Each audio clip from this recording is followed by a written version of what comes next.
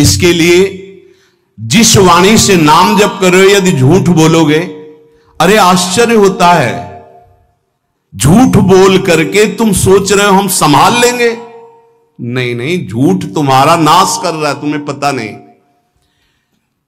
जिस जिह्वा से नाम जप कर रहे हो, अगर नाम का विशेष फल प्राप्त करना है, जल्दी फल प्राप्त करना है, आपको दुखों से बचना है, पाप भस्म करना है, तो झूठ बोलना बंद कर दीजिए।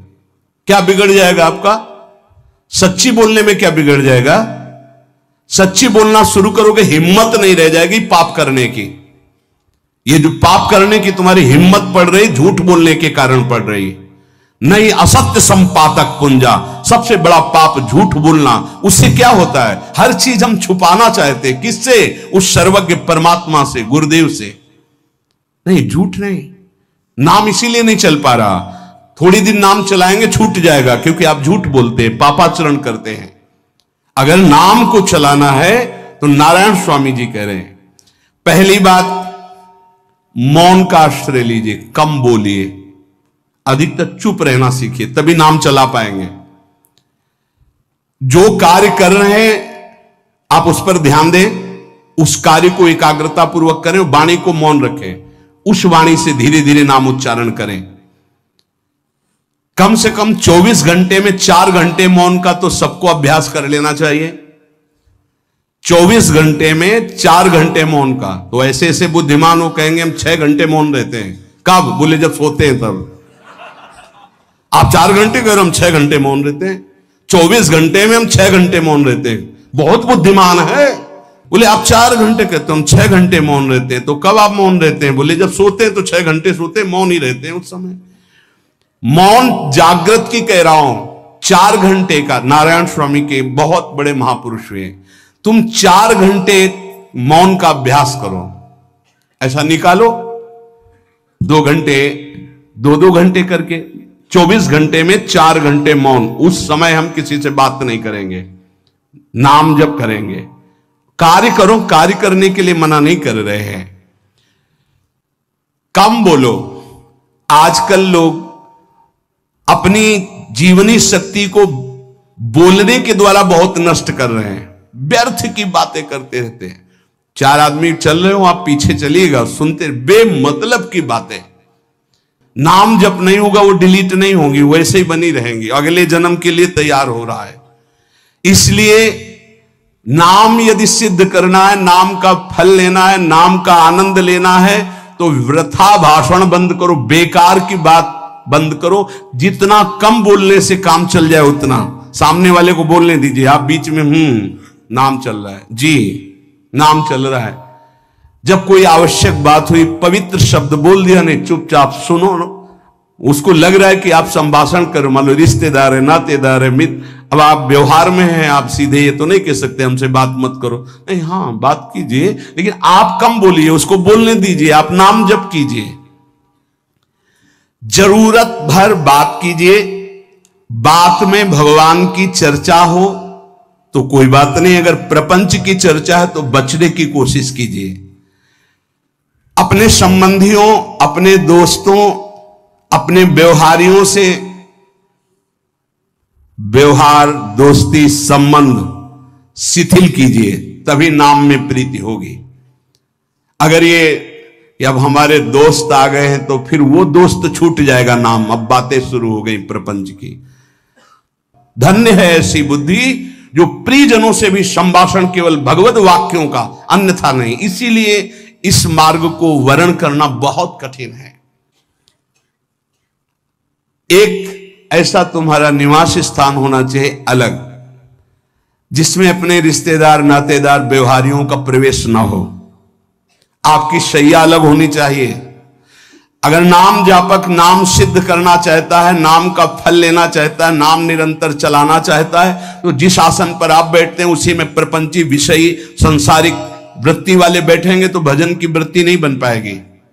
एक ऐसा, वैसे होते हैं घरों में बैठने वालों का अलग, लेकिन साधन कक्ष अलग होना चाहिए अपना। किसी का यदि प्रवेश ना हो तो आप देखेंगे कि आपके साधन के परमाणु आपको वहां बैठते ही तत्काल विक्षेप रहित करके भजन में लगा देंगे। अगर घर में ऐसा कुछ ना हो तो एक आसन अपना अकेला रखिए, जिस पर आप शयन करें वो आसन केवल आपका ही होना चाहिए।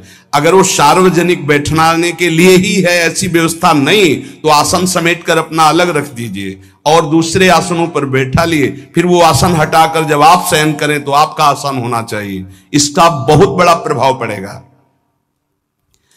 कोई भी ऐसा दृश्य या पुस्तक ना पढ़ें जो वासनात्मक हो और प्रभु के नाम से आपको विमुख कर दे। अखबार आदि, समाचार आदि, ये हमारे चिंतन को नष्ट करते हैं। अगर नाम जप करना है, निरंतर नाम स्मृति बैठालनी है, एक घटना कई मिनट तक विक्षेप देती है।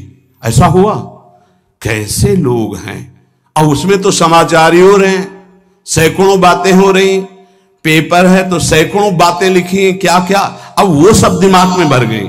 इतना व्यसन है किसी किसी को पेपर पढ़ने का, समाचार पत्र पढ़ने का, कि सुबह होते ही वो विरह में रहते हैं कि पेपर आ जाएगा। आया नहीं, मिला तो ऐसी एकाग्रता से पढ़ते हैं जैसे वेदांत चिंतन करने वाला वेदांत चिंतन। चश्मा लगा, चाय रखी, ठंडी हो रही, उससे मतलब बीच बीच में चाय और चश्मा से और पूरे दिमाग में वही। अब क्या करेगा, जो पढ़ा है उसका चिंतन बनेगा, वही बोला जाएगा। अब जहां चार मिले तो तुम्हें पता है, उत्तर प्रदेश में ये हुआ, मध्य प्रदेश में ये हुआ, चर्चा दिमाग। नाम जापक पूज्य श्री नारायण स्वामी कह रहे हैं, अखबार पढ़ना, दुनिया भर के प्रपंच की जिसमें बातें हैं, ऐसे समाचार, ऐसे टेलीविजन देखना, ये तुम्हारे हृदय में नाम नहीं चलने देंगे, तुम्हारी स्फुरणा को गंदी कर देंगे, बेकार का वक्त खराब होगा। इसलिए अगर आपको पढ़ना ही है तो धार्मिक ग्रंथों को पढ़िए, अपने इष्ट संबंधी ग्रंथों को पढ़िए नाम जपने के लिए। किसी को कभी वचन न दे। पांचवा, बहुत बहुत पॉइंट की बात करें, यदि आपने किसी को वचन दे दिया और पूरा नहीं किया तो भजन का फल वहां जाएगा, ध्यान रखना। यही हमसे सब त्रुटियां होती रहती है अपने लोगों से। जाओ आज से बाद वचन दे दिया, हम ऐसा नहीं करेंगे, नहीं करेंगे चाहे मर जाएं। और अपने लोग ऐसे फिसड्डी हैं कि शाम के वचन देते हैं और सुबह फिसल जाते हैं। 2-4 दिन बोलते बहुत चला, फिर फिसल जाते हैं। बोले कसम से आज से ऐसा नहीं करेंगे। तो आप इसको खिलवाड़ न समझे, आपके सुकृत नष्ट हो रहे हैं, वासना आपके सुकृतों को नष्ट कर रही। दूसरा, जैसे आपने किसी से कहा कि मैं शाम के 5 बजे आ जाऊंगा, तो 5 बजने में 5 मिनट कम होने पर आपको पहुंच जाना चाहिए, 5 मिनट ओवर होने पर नहीं, उसके पहले ही आपको ऊपर। यह संतों के जीवन में देखा गया है। समय का बहुत बड़ा जीवन में अस्तित्व है। अगर आप किसी को समय दें, फिर उसमें प्रमाद स्थिति नहीं होनी चाहिए। 5 मिनट पहले पहुंचिए। समय दिया है किसी को तो 5 मिनट पहले उसको इंतजार ना करना पड़े। रात को सोते समय नाम जापक उपासक विचार करें, मेरा नाम किन किन कार्यों में छूटा, मेरे से कौन कौन सा पाप हुआ, मैंने कौन सी आज गलती की जो नहीं करना चाहिए, और उसे डायरी में नोट करें। नारायण स्वामी कह रहे हैं दूसरे दिन सावधानी पूर्वक वो गलतियां ना होने पाए जो हमने आज की। जब उपासक सत्य बोलना स्वीकार करता है तो उसके हृदय में डर जागृत हो जाता है। ध्यान रखना, डर ये माया के द्वारा प्रेरित है। अगर व्यापार में सत्य बोलेंगे तो पैसा अधिक नहीं आएगा, अगर हम सत्य बोल दिए तो डांट लगेगी, अगर हम सत्य बोल दिए तो सब लोग जान जाएंगे मैं ऐसा गंदा हूं। सच्ची मानिए, सत्य बोलने का नियम ले लीजिए, आप निष्पाप हो जाएंगे, आप महात्मा बन जाएंगे अंदर से। कोई भी पापाचरण आपके जीवन में नहीं रह जाएगा। भगवान का नाम सत्य है, उस नाम को चलाने के लिए झूठ बोलने वाला नाम को कैसे चला सकता है। सत्य बोलने से यदि तुम्हारा नुकसान हो रहा है तो तुम सह जाइएगा। नारायण स्वामी कह रहे हैं उससे बड़ा लाभ आपको श्री भगवान प्रदान करेंगे। आप सत्य बोलिए। आजकल भगवान पर विश्वास नहीं, इसलिए झूठ पर विश्वास है। कलयुग की ऐसी प्रेरणा है कि सब झूठ बोलने लगे हैं। कोई डरता ही नहीं झूठ बोलने में, पूरा का पूरा। जैसे नहीं कहते कुछ तो सत्य होगा, ऐसे ऐसे महानुभाव हैं कि 100% झूठ बोल जाते हैं, 100%।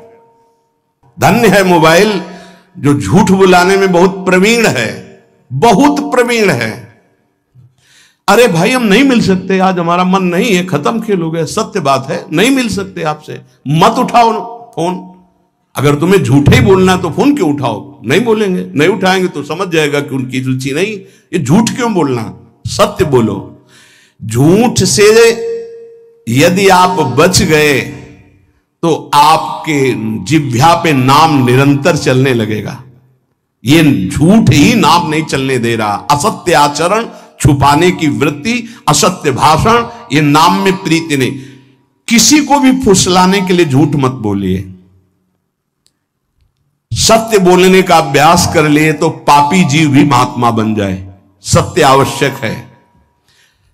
एक बड़े कागज पर ऐसी जगह लिख के रख लो जहां तुम उठते बैठते देखते हो कि मुझे सत्य बोलने का नियम लेना है, झूठ नहीं बोलना है। सत्य साधन कर लो, फिर देखो नाम कैसे चलता है। तपस्या, बड़े बड़े पुण्य, बड़े बड़े तीर्थ स्नान उतना पवित्र नहीं करेंगे जितना सत्य बोलने से होगा। पर बहुत कठिन है इस समय सत्य बोलना। मतलब बात बात पे असत्य का ही वर्ताव हो रहा है, असत्य का अच्छा, ये कोई संसारी आदमी में नहीं, कुछ ऐसे होंगे जो सत्य की वार्ता करते नहीं। प्रायः क्या जाता है, झूठ बोलने में बोल दिया और सामने वाला राजी हो गया, हम निकल गए। लेकिन सत्य ना होने के कारण आप में सत्य आचरण, सत्य स्वरूप भगवान का नाम, भगवान को कहा गया सत्य नारायण, वो नाम नहीं चलेगा। भजन करने का पहला साधन है सत्य बोलना, जबान से सत्य बोला जाए। और भजन की संख्या प्रारंभ में जरूर लेनी चाहिए। यदि 10 माला का नियम लिया, 20 माला का नियम लिया, तो उसे निर्वाह करो। जैसे यहां शरणागति मंत्र मिलता है तो 11 माला प्रारंभ में दी जाती कि आपको करना ही है, ज्यादा हो जाए वो ठीक, 11 से कम वो कभी जीवन में नहीं।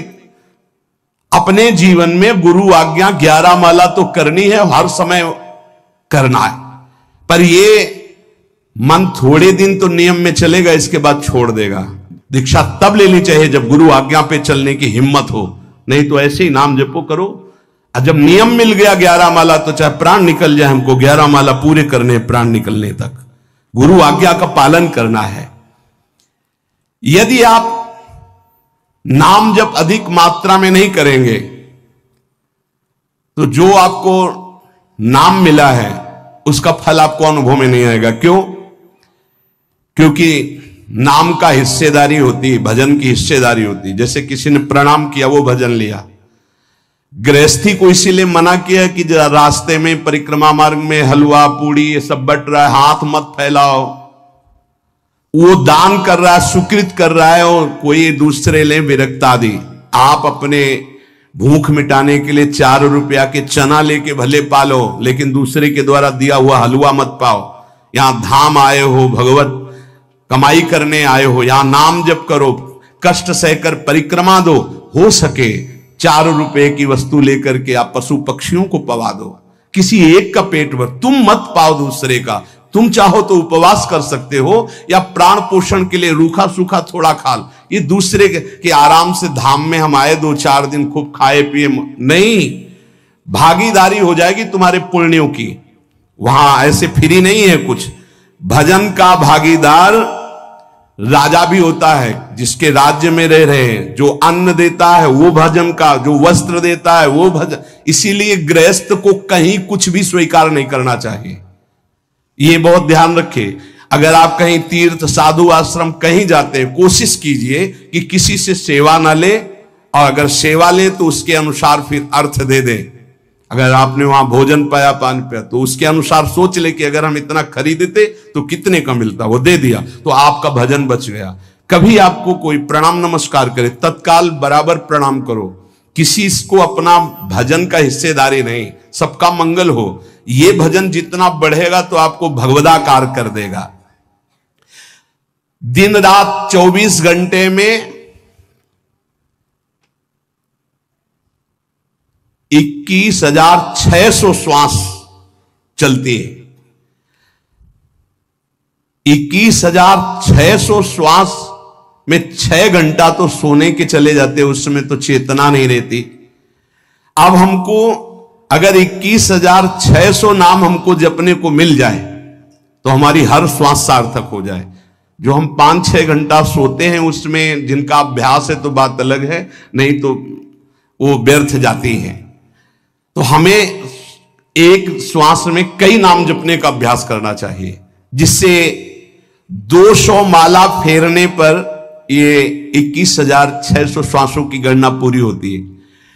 अगर हम 200 माला का नियम ले तो इतना हो सकता है। तो हमें लगता है अगर हर समय माला नहीं ले सकते तो श्वास वाली माला बहुत अच्छी रहती है। श्वास में 4 बार खींचो, 4 बार नाम लेते हुए छोड़ो। दूसरा साधन, एक छोटी माला ले ले, जो आजकल तो काउंटर चला है। काउंटर में ज्यादा सुविधा संसार के क्रियाओं में रहने वालों को होती कि क्या अपनी जेब में डाल लिया। तीसरा साधन वो बहुत कठिन है, मन की वृत्ति से नाम जप करना। माला, श्वास और मन की वृत्ति, उसमें श्वास की भी गणना का ध्यान नहीं रहता, उसमें केवल चिंतन होता है, चल रहा है। पर ये आखिरी स्थिति होती, इसी के बाद वो परिपक्व अवस्था को होता है। जिह्वा से धीरे धीरे नाम उच्चारण करते हुए ये पहला अभ्यास है। प्रारंभिक को एकदम मानसिक में नहीं पहुंचने की चेष्टा करनी चाहिए, 2-4 नाम के बाद मन प्रपंच में फंसा देगा। दूसरा अभ्यास कंठ में, जैसे हम जिह्वा से राधा वल्लभ श्री राधा वल्लभ श्री राधा वल्लभ श्री, इसे वाचिक जप कहते हैं। मंत्र नहीं होगा, ऐसे नाम होगा। फिर उपांश ऐसे, फिर कंठ से चलता है, फिर हृदय से चलने लगता है, फिर नाभि से चलता है। जिसका नाभि से चलने लगता है उसका परावाणी के द्वारा भजन, वो सिद्ध पुरुष कहा जाता है। 4 वाणी, परा, पश्यंती, मध्यमा, वैखरी। वैखरी जो बोल रहे हैं, जो कंठ से, फिर हृदय से पश्यंती, परा नाभि से, मूलाधार केंद्र से लेकर के संपूर्ण ब्रह्मांड में इसमें नाम गूंज रहा है, वो सिद्ध पुरुष का होता है। पहला अभ्यास जिह्वा हिला करके शुरू करें, राधा राधा राधा राधा। फिर कंठ से, कभी हमारे सदगुरुदेव भगवान को देखना, अगर कोई आ गया और बातचीत का हुआ तो यहां से तत्काल चलता दिखाई देता है ना, कंठ ऐसे ऐसे हिलने लगता है कंठ। और शांत बैठे तो फिर नहीं दिखाई दे। अगर कोई है आसपास तो इतनी तीव्रता लगन होती कि कहीं छूट ना जाए नाम। कंठ से विशिष्ट अभ्यासी का, फिर हृदय से परिपक्व अभ्यासी का, और नाभि से सिद्ध महापुरुष का, परावाणी से चलता है। अगर 1 वर्ष तक जिह्वा से अभ्यास किया जाए, ये मैंने किया है, नारायण स्वामी कहते हैं, तो दूसरे वर्ष में कंठ से प्रारंभ हो जाता है। 2 वर्ष कंठ से चले तो अगला हृदय से प्रारंभ हो जाता है, और हृदय से 3 वर्ष चले तो फिर नाभि से 7 वर्ष में नाम सिद्ध हो जाएगा। अगर नियम पूर्वक झूठ ना बोले, सत्य आचरण करे, ऐसे नाम जप करे। हम ये कहते हैं कि चलो थोड़ा धीमे ही सही, पर 12 वर्ष में तो आपको सिद्ध हो जाना चाहिए। 12 वर्ष, यहां बोले 30 वर्ष के 50 वर्ष हो गए साधन करते हो, जीव कहते हो कोई परिवर्तन नहीं। इसका मतलब अंदर से नाम नहीं चलाया जा रहा, नाम में रुचि नहीं। 12 वर्ष में तो भगवत साक्षात्कार करके जागृत स्वप्न सुषुप्ति अवस्था पर विजय प्राप्त कर लेता है साधक। ऐसा ही स्वामी जी ने किया। नारायण नारायण नारायण नारायण नारायण, ऐसी सिद्धावस्था हो गई थी। एक टाट की लंगोटी, एक रस्सी कमर में, बस। बड़े ही उच्च कोट और बहुत बड़े अरब खरबपति घर के बालक थे। सारी सिद्धियां उसके पैरों में लौटने लगती हैं, जिसका नाभि से भजन प्रारंभ हो जाता है, परावाणी से। अजपा जाप उसे ही कहते हैं। जो नाभि से होता है। अजपा जाप करने वाले उपासक में जो अजपा जाप करने की चाह रखते हैं, पहला भोजन पर ध्यान दे, सात्विक भोजन, पवित्र भोजन। भाई नाम का स्वाद नहीं मिला तो कुछ लोग जो है बहुत प्रसन्न होते हैं जब सांसारिक पदार्थ आता है। बड़ी कृपा श्री ठाकुर जी की रही है कि इस विषय पर जो है बहुत परिपक्व किया है। रोटी नहीं मिली, ये रबड़ी रसगुल्ला की तो बात जाने दो। गंगा का किनारा, गांव में जाना नहीं, जो आकाश वृत्ति से वो आ जाए वही। आप लोगों को तो रोटी तो मिल रही है। पहला नाम सिद्ध करने के लिए भोजन सात्विक और थोड़ा, अगर एक समय पाके निर्वाह कर लो तो अच्छा, नहीं तो 2 समय, 3 समय पाने का तो अधिकार ही नहीं साधक को। भगवान की बड़ी कृपा है, जब भूख थी तब था नहीं, और जब है तो भोजन नहीं पा सकते। वो बड़ा लीला बिहारी है। जब भूख थी तब भोजन नहीं, और जब भोजन है तो नियम कानून इसके लग गए हैं, ये इतना इतना। दूसरा, पहला भोजन पर पवित्र। देखो नाम जप के लिए बहुत आवश्यक है। यही जीवन है कि अगर आप नाम जप करने लगे तो हमारा बोलना, हमारा जीना सार्थक हो जाएगा। अगर नाम जप आपको करना है तो पवित्र भोजन होना चाहिए। 2 टाइम भोजन पाना है तो थोड़ा थोड़ा पाओ, पेट ना भरने पाए, ऐसा ना लगने की वजन बढ़ गया है। वजन बढ़ गया है तो भजन घट गया है, वजन घट गया है तो भजन बढ़ गया है। देखो तुम्हारे संसारिक संबंधी माता पिता चाहेंगे कि तुम्हारा चिकना शरीर होना चाहिए, हष्ट पुष्ट होना चाहिए, लेकिन हम चाहेंगे कि तुम्हारा भजन पुष्ट होना चाहिए, भगवदाकार वृत्ति होना चाहिए। शरीर तो आज है, कल नहीं रहेगा, चाहे जितना चिकना कर लो। संसारिक माता पिता के प्यार में और गुरु के प्यार में यही अंतर है। वो आपके स्वरूप को पुष्ट करेगा तो शरीर तो अपने आप, मन प्रसन्न है तो वो स्वस्थ है, अस्वस्थ होने पर भी स्वस्थ है। अगर शरीर स्वस्थ है और काम वासना है, नाना प्रकार की चिंताएं, ये थोड़ी माता पिता दूर कर पाएंगे। वो तो तपस्या और साधना से ही दूर होती है, ध्यान रख लीजिए। अधिक भोजन पाना, शरीर को बहुत पुष्ट बलवान कर लेना, तो हर इंद्रियों को भोग देना पड़ेगा आपको। वो कोई तपस्वी होता है, जो तपस्वी होता है वो संयमी होता है, जो संयमी होता है उसके चर्बी नहीं होती, ध्यान रखना। युक्ताहार विहार से, प्राण पोषण के लिए केवल शरीर में अन्न जाए तब नाम में प्रीति होगी। खाते खाते अनेकों जन्म व्यतीत हो गए, वर्षों व्यतीत हो गए, अरे अब तो भजन कर लो, कहां तक खाओगे? ये नरक कुंड है, डाला विष्ठा बन गया। नींद, एक नियम बना लो कि इतना ही सोना है। पता नहीं सोने में कौन सा सुख, नींद में केवल एक बात का सुख होता है, आपका संसार का चिंतन नहीं होता, तो आप जो शांत रहते हैं वो सुख होता है, लेकिन वो तमोगुणी सुख है। अगर आप जागृत में संसार का चिंतन न होने दें और भगवत चिंतन कर रहे हैं तो आप महापुरुष हो जाएंगे। सो सो के जीवन क्यों बर्बाद करते हैं? एक टाइम रखिए सोने का, बस। ये कोई तुम्हारा सुख नहीं है, ये तमोगुणी सुख है। निद्रा आलस्य प्रमादोत्तम तत्तामस मुदाहृतम। और एक बात समझ लो, यद तज्ञ विस्मि परिणामे अमृतोपमम। जिसमें विष जैसा शुरुआत में लगता है उसका परिणाम अमृत होता है, और जिसकी शुरुआत अमृत जैसी लगती है उसका परिणाम विष होता है। प्रातःकालीन उठ करके सत्संग में आना विष जैसा लगता है, लेकिन उठ के आ रहे हो तो इसका फल अमृत होगा। ब्रह्म मुहूर्त में सो रहे हैं, जीवन बर्बाद कर रहे हैं, अरे ब्रह्म मुहूर्त में उठिए, स्नान कीजिए और सच्चिदानंद भगवान में चित्त को जोड़िए। ये विष जैसा लगता है, परिणाम अमृत जैसा होता है। तीसरा, 24 घंटे में 1 घंटे का तो एकांतवास करना सीख ही लो, चाहे गृहस्थ हो चाहे कोई भी हो। 1 घंटे हमसे कोई बात नहीं करेगा, अपने दरवाजा बंद, थोड़ा 1 घंटे कोई ऐसा समय निकालो जिसमें चित्त को केवल श्री कृष्ण से जोड़ो, प्रियाजू से जोड़ सको। चौथा, विरक्त साधक, तकिया गद्दा, ये सब चीजें अगर लगा के सोओगे तो नाम जप नहीं होगा। देखो, हितधाम में कुशासन और एक ईंट कुशासन के नीचे, सर्दी में ओढ़ने के जो हमारे कंबल थे वो आटे का बोरा बलराम जी ला के दे थे। जीवन को यदि आप कसौटी पे नहीं कसेंगे तो भजन नहीं होने वाला। अब तो शरीर रोग से ग्रसित है, आप चाहे जहां रखो चाहे जैसे रखो, प्रिया जो जाने। जब तक हमें भगवदाकार वृत्ति ना हो जाए तब तक विषयों को स्वीकार नहीं। ऐसे हैं साधक, बड़ा सुख मिलता है।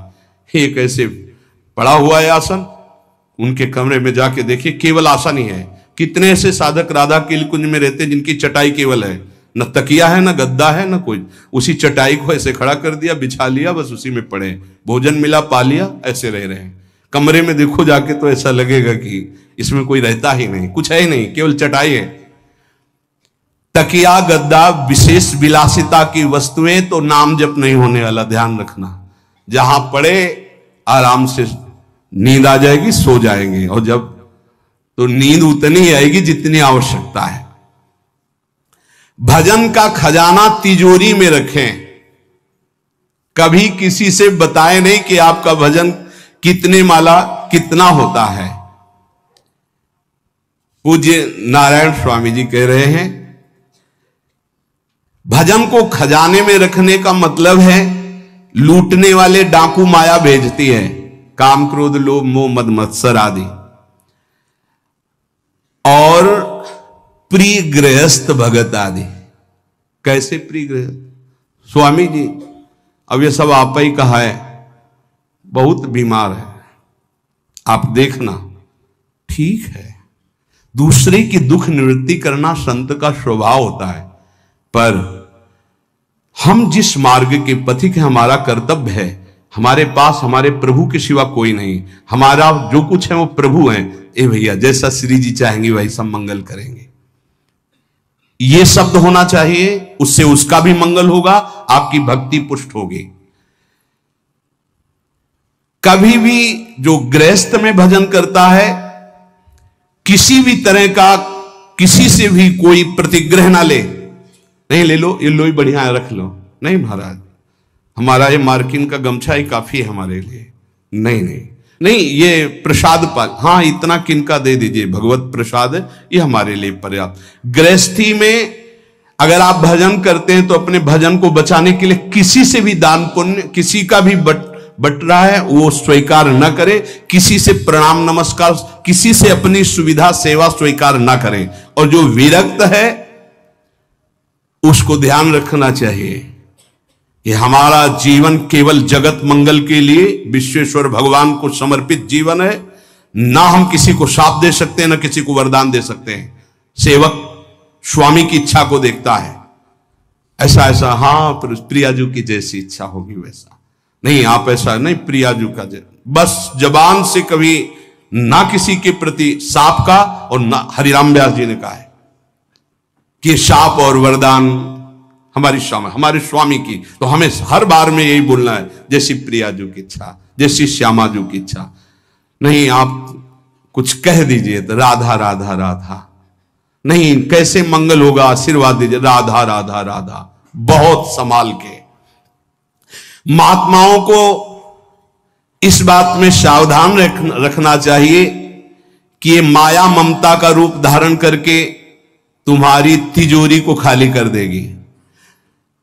खजाना लूटने के लिए माया बहुत अनुभवी महापुरुष है, सेवक के रूप में आती है, खास सेवक बनकर। आज तक जहां दगा हुआ है तो खास से हुआ है। जब वृक्ष कटने लगे तो आपस में बात की, भाई ऐसा कौन आ गया जो हमें काट सकता है? बोले हमारा कोई मिल गया। तो कुल्हाड़ में जो बेट है ना, बोले मिल गया कोई हमारा। खास बन करके आती है माया, सेवक सेविका रूप लेके। बहुत अनुभव की बात महापुरुषों की, मान लीजिए विरक्त जनों के लिए खास बात है। सेवक सेविका रूप रख करके माया आएगी। इसके बाद अगर आपने स्वीकार किया, फिर तुम सेवक होगे, वो स्वामी होगी। समझ रहे हो? बहुत अंदर से इस बात को समझ लीजिए। अगर आपको भगवत प्राप्ति करनी है तो जब तक शरीर में श्वास रहे, सेवा मत स्वीकार करना किसी की। कपड़ा धुलाना, खाना पीना, भीख मांग के खाओ, भिक्षा अन्न, या आकाशवृत्ति से जियो, जैसे मनाओ, ना कपड़ा धो पाओ तो उतने पहनो जितना धो पाओ। किसी को अपनी सेवा में प्रवेश मत होने दो। अपने शरीर की सेवा, अपने जीवन की सेवा, जब तक श्वास है तब